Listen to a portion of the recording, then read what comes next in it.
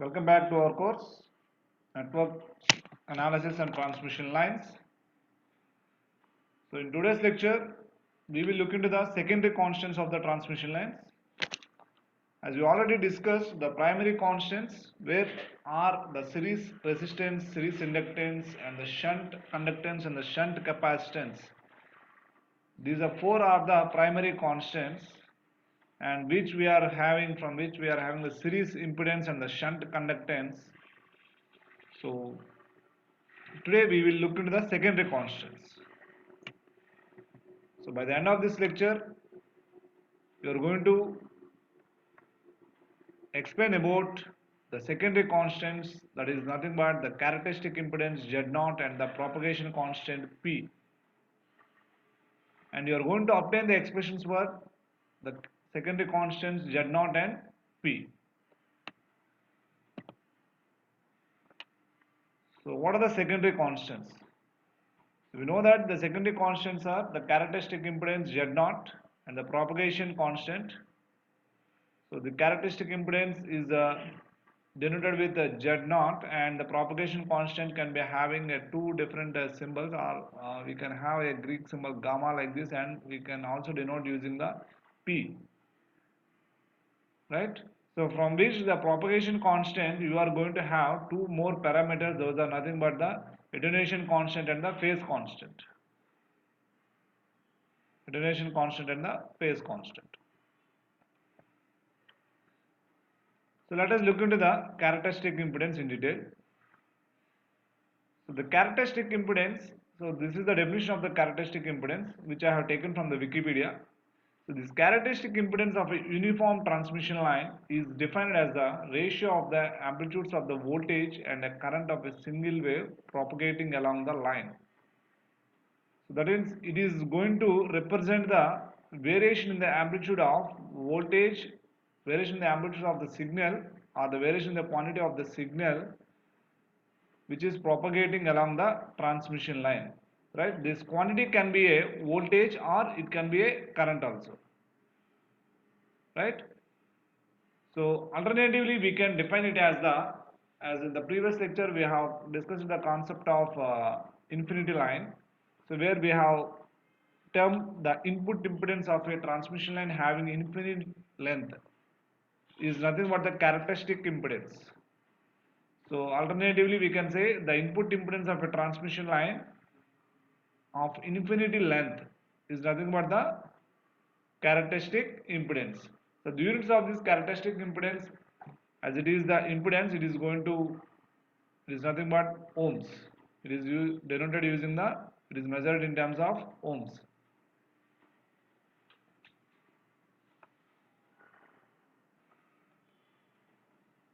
So let us get the equation for the characteristic impedance. So for getting the equation of the characteristic impedance, let us consider the general equations which we have discussed in the previous lecture, that is the different equations of the transmission line. So we are having from the equations of the transmission line, if we take the wave is propagating along the transmission line at any point of distance x, so the voltage with respect to x is nothing but dv minus dv by dx is equal to r plus j omega l into I. So this expression already we have discussed in the previous lecture. So minus dv by dx is equal to r plus j omega l into I. So let us take this equation and name it as equation number 1. As we said, the input impedance of a transmission line with infinite length is nothing but the characteristic impedance. For that, from the definition, I can take the we are having V is equal to Vsi into e power minus px and I is equal to ISI into e power minus px. So these two are the voltage and the current expressions of the transmission line having infinity length.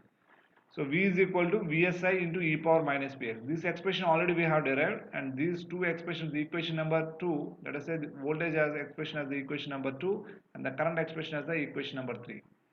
So this voltage and current expressions for an infinity line length we have derived already. So let us take these two equations. So using these three equations we are going to obtain the characteristic impedance Z0. So now what we will do is, let us substitute the equation number 2 and equation number 3 in equation number 1. So substituting 2 and 3 in equation number 1. So what is equation number 1? Minus dv by dx is equal to r plus j omega L. So what is this r plus j omega L? R plus j omega L is nothing but the impedance of the transmission line. R plus j omega L with the primary constant series resistance R and the series inductance L into the current flow, that is nothing but I. Right? So now let us take this value. Now substituting the values of V and I, that is equation number 2 and 3 in equation number 1, we are going to have, so V is nothing but Vsi into e power minus Px. So minus d by dx of Vsi into e power minus Px, which is equal to r plus j omega L into I. What is I? I is equal to, I for a infinity line length is equal to ISI into e power minus Px. What is this ISI and VSI? VSI is nothing but the sending end voltage of the transmission line, and ISI is nothing but the sending end current of the transmission line. So here, now differentiating this one, so as VSI is nothing but a voltage here, let us making it as a constant over here. So with respect to x, if we are derivating, so then the derivative of d by dx of e power minus Px is going to be, so minus p into e power minus Px. So minus into minus is going to become plus, so we are going to have p into Vsi is the constant here into e power minus Px, which is equal to, again here, r plus j omega L into Isi into e power minus Px. So from this, so let us write the, as we are making it in the impedance, input impedance, we know that the input impedance of an infinity line length is nothing but the input impedance of an infinity line length, so which is nothing but the characteristic impedance. From the definition we are having Z0 is equal to Vsi, because which is nothing but Vsi is nothing but the sending end voltage, and the current ISI is nothing but the sending end current. So the ratio of these two is going to give the input impedance of the infinity line length. So for this, it is nothing but the characteristic impedance. So from this equation we are having VSI and ISI. Let us obtain the ratio of this VSI and ISI here. So if you obtain the ratio of this VSI and ISI, so what we are going to have? So getting this ISI this side, VSI by ISI is going to be, so e power minus Px and Px is going to get cancelled over here from this expression. So this one and this one is going to get cancelled. So we are having r plus j omega L divided by P. So from this, we know that the P, the propagation constant P is equal to root over, what is this? P is equal to root over Z into Y. P is equal to root over Z into Y, where Z is equal to R plus j omega L, and which is nothing but the series impedance here, and Y is nothing but the shunt conductance, shunt admittance, so which is nothing but G plus j omega C. Now substituting this value, root of P is equal to root over Z into Y here, so we are going to obtain, so by naming this as the equation number 4, and here we are having P is equal to R plus, which is equal to root over Z into Y, which is equal to this equation. Now substituting this one in equation number 4, that is VSI by ISI, we are going to come across VSI by ISI, which is equal to Z0, that is nothing but the characteristic impedance, which is equal to root over Z by Y, root over Z by Y, where Z is equal to R plus j omega L and Y is equal to G plus j omega C. So this is going to be the expression for the characteristic impedance, so which is one of the secondary constant of the transmission line. So Z0 is equal to R plus j omega L divided by G plus j omega C. Right. So now let us write the characteristic impedance expressions for two different basic types of the transmission line. Two different basic types of the transmission line. So for open wire lines, where we are going to have the two conducting lines, so the open wire length, the Z naught is given by Z naught is equal to 276 logarithm of S by R, and is measured in, as usual, ohms. So where S is nothing but the spacing between the two wires. So if we are open wire lines, if you look into open wire lines or the parallel wire lines, so this S is nothing but spacing between the two wires, center to center. So spacing between the two wires. And R is nothing but the radius of either of the wire. The radius of this either of the wire is going to defined by the R here. So using this, we have defined the for open wire line Z naught is equal to 276 log base 10 S by R. So these equations you have to remember for solving some problems if they ask. Right. So for the another basic type of transmission line is the coaxial line. So for the coaxial line, where we are having a two conductors in a wounded manner. So where we are having, we have discussed the construction of these two wire lines in the introduction lecture. So in that you can see we are having two conductors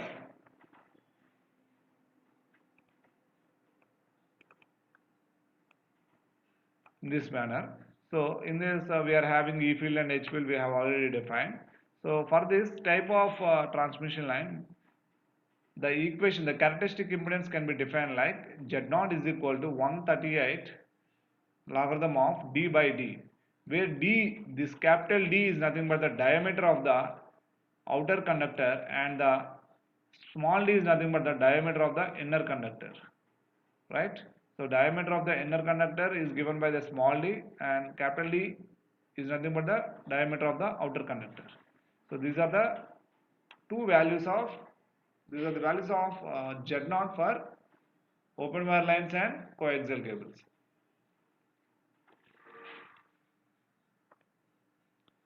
Now let us look into the propagation constant. So the propagation constant, we can define it as a ratio of the natural logarithm of sending end voltage or current to the receiving end voltage or current. Receiving end voltage or current here. So this propagation constant mainly deals with the how the voltage and the current is going to vary with respect to the distance x, with respect to the distance x of the transmission line. So it is going to give the way how the voltage and the current is going to be vary along the transmission line with respect to the x. So we can also define it as a propagation function because majorly this propagation constant is going to vary with respect to the frequency, and that is the reason why it is also known as the propagation function. So that means it is also a function of the frequency. So this can be given as, from this definition we can write P, this propagation constant, usually in different notations we can write it like P R gamma. This P R gamma can be denoted as natural logarithm of sending end voltage or current, that is nothing but Is, if we consider the current Is divided by IR and Vs divided by VR. So this is what from the definition of the propagation constant. So as it is a ratio of either the currents or either the voltage, so it is a dimensionless parameter. Propagation constant is a dimensionless parameter. So in complex form we can write it like P R gamma is equal to alpha plus j beta, which is equal to P R gamma is equal to alpha plus j beta, or we can write the same equation in as which is equal to P R root over z into y as discussed previously, z into y. So which is equal to, where z is equal to r plus j omega L, z is equal to r plus j omega L, which is the series impedance with the series constant, that is the R and L, and y is nothing but the shunt admittance Y is equal to G plus J omega C, where G and C are nothing but the shunt conductance and the capacitances respectively. So this is going to be in complex form. We can notate it like P is equal to alpha plus J beta, where alpha is nothing but the attenuation constant and beta is nothing but the phase constant. So this phase constant we have discussed when we are discussing about the velocities of propagation with respect to wave velocity and the phase velocity or and the wavelength. So this attenuation constant alpha, so as I said, because of this attenuation constant only, when we have discussed about the infinity line length, so the signal strength is going to get reducing, right? So we have seen that the same thing, the signal strength is going to get reduced along the transmission line when if we consider it as an infinity line length. So this is how yesterday we have seen the similar kind of waveform. So because of this attenuation constant alpha, and the phase is also going to get vary with respect to the distance x, so due to the phase constant beta, right? In complex form, if you want to represent a signal, so it is going to be with respect to the alpha plus j beta, where alpha is going to be the attenuation constant and beta is going to be the phase constant. So this is going to be the expressions for the propagation constant.